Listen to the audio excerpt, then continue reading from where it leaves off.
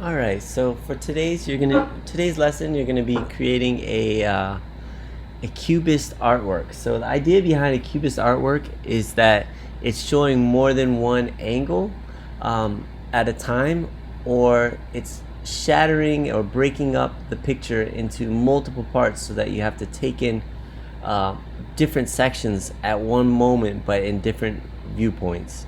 So essentially when I think of cubist art, the easiest way to explain it is it's either something that's fragmented, meaning broken up into different pieces and rearranged, or it's something that is been enlarged and reduced and rotated, and it's added, and with it is added all these line work to kind of show the flow, or the if air were flowing around the item or air were flowing around the scene. That's the air lines, the air flowing would be lines. So that's how I kind of envision it. So we're gonna try to recreate that. This obviously is not cubism, but it has the same flair to it. So we're gonna try it with this. So there's two ways to do this. You can either do this one with one image, or you can take three different viewpoints of one image and combine them together to make it more cubist. I'm going to start off with one because I think that's the simplest form, and often complexity makes something hard to distinguish, and simplicity, sometimes less is more. All right, so we're going to start off with simplistic. So I unzip the files, and I'm going to use this Mickey image right here. I've already gone and taken the silhouette of this. To do that, all I did was go to select, and then I went down to subject. So let's see here, select, and I went to subject, and it did pretty well for this. Sometimes you have to add in some things, like up here by the ears, by the bow. I'm gonna add these back in. So I just clicked on my selection tool, so my lasso, and I'm just gonna hold shift while I add in this section right here, and I draw a circle around it. I'm gonna do the same for this one, holding shift, and just draw a circle around it to add that back into the bow. Alright, and then I think everything else looks pretty good. So that's how I got my selection, and then I have my bow right there. I'm actually gonna do it again. So layer via copy, and I got my new one. Alright, so I'm gonna turn off my first one. And what I want to do is I want to open a new document. So I'm going to file, new, and I'm going to choose letter. You can either go to print and choose letter, or you can type in 8.5 by 11. I'm going to type in my title. So I'm going to call this value and Cubist, and my initials. And 300 is fine. White background, I'm going to change my background to 50% gray. So I'm going to go down here and type 50 for black and 50% gray, and click create. Right, the next thing I'm going to do is I'm going to grab this layer, and I'm going to drag it on up and lay it down on my workspace. I don't let go until I actually end up on my new canvas. Alright, so now what I want to do is I want to fragment this Mickey design. So I'm gonna start cutting her up. So I'm gonna go right click, layer via copy. Right, and then I'm gonna go back to layer 1 and get this one. Maybe I'm gonna get her arm right there.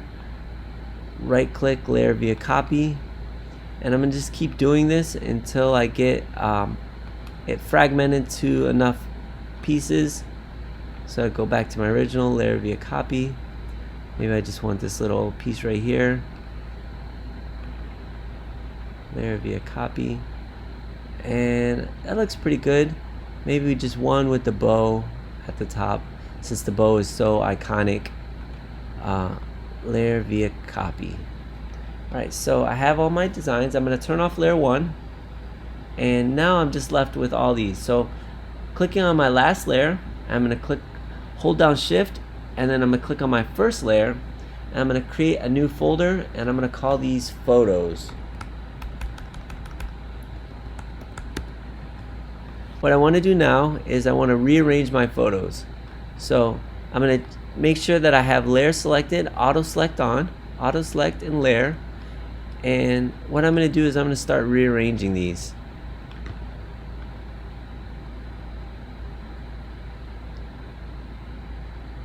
So the idea, remember, is you want to try to break up your design in the best possible way. So you have to reorder layers, move things around, maybe rotate them.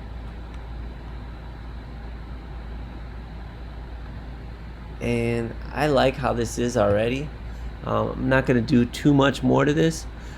Depending on how many layers I had, I think this is good for mine. So I'm going to center it in the middle of my page. So now it looks like more of like a Cubist artwork, all right? It's already starting to get there. So next thing I want to do is I'm going to duplicate photos by right-clicking on it and go to Duplicate Group.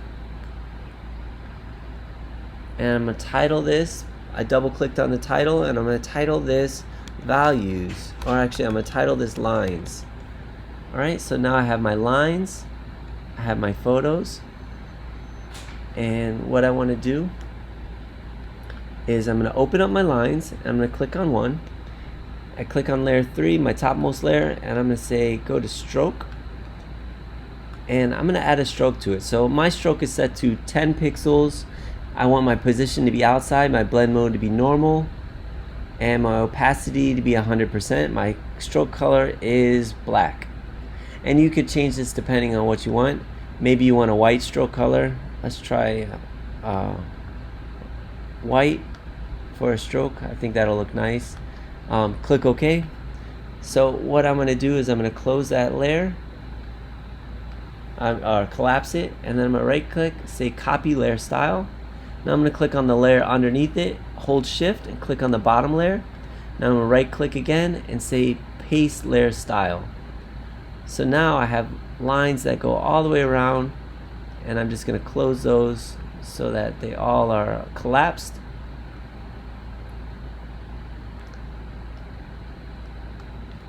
Alright, so it's coming along already. So what I want to do is I want to click on my topmost layer and then go down in that same folder and then click my bottommost layer. What I'm going to do is I'm going to take the fill and I'm going to drag it to 0. So what I'm left with are just the lines. So if I turn that on and off, I just see lines. If I turn off the photos, you just see the lines. Alright, so what I'm going to do is I'm going to work from my lines. So I'm going to right click on this and I'm going to say merge group. So merge group, and make those into one file. So now it's just one folder. My folder is now a file. So now this is where the artistic side, I just use my zoom key. You can hit Control plus or minus to zoom in and out. What I'm going to do is I'm going to start erasing lines that I don't want. So we want to simplify this and kind of make it a little bit more interesting. So I'm just going to go in here and I'm going to erase some lines that I feel make it a little bit more exciting. Maybe get rid of this line.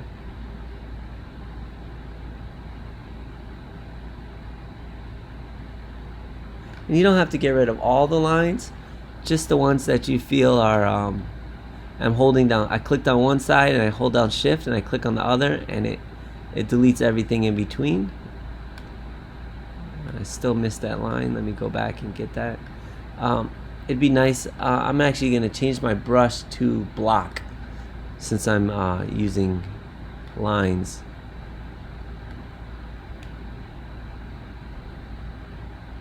Alright, maybe get rid of some of that right there. This line right here.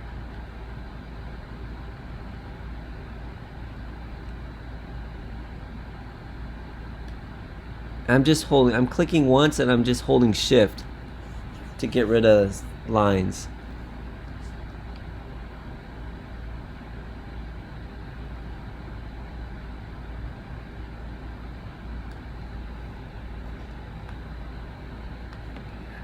And down here I'm going to get rid of some of the lines.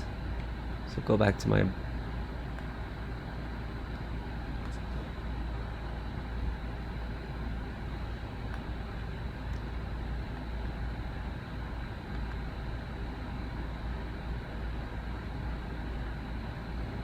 For some reason my computer is kind of glitchy. I don't know why. But that looks good right there. So I like where this is going.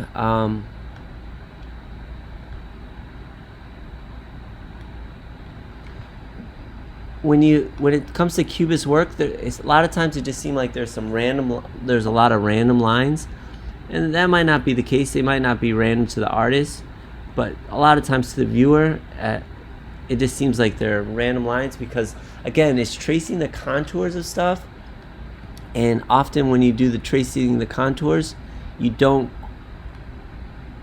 it's just, you're just getting a piece of the idea. So this looks good for me. I like how this is turning out already. I'm going to keep it like this, and I'm going to turn back on my photos. And so those are my lines. And now, as you can see, it's just literally like I said, if the wind, you could see the wind wrapping around something, that's creating lines, and that's kind of what this is doing. So next thing I want to do is I'm going to add a black and white layer to this. So I'm going to go black and white. This is so we are able to see the values. Remember, we're dealing with values for this project, heavy contrast and darks and lights, and so I want to make sure everything is black and white. And I'm going to duplicate my photos layer next. So I'm going to duplicate group. All right. Turn off my original one. I'm going to say merge group. So I have my photos and I have a merged group of my photos now. I'm going to go to filter. I'm going to go to filter gallery. And first one I'm looking for is artistic. So I'm going to click artistic and click cutout. I drag mine all the way to 8 to the end. So 8, 10, and 3. And this is what it gives me. It gives me a nice, really sharp edge look, but you can still see the forms. And then I'm going to click this little new effect layer at the bottom, and now I'm going to go to my graphic pen under sketch, and that gives me this nice graphic pen. And you can play with the lightness and darkness if you want. I like mine to be a little bit more rich.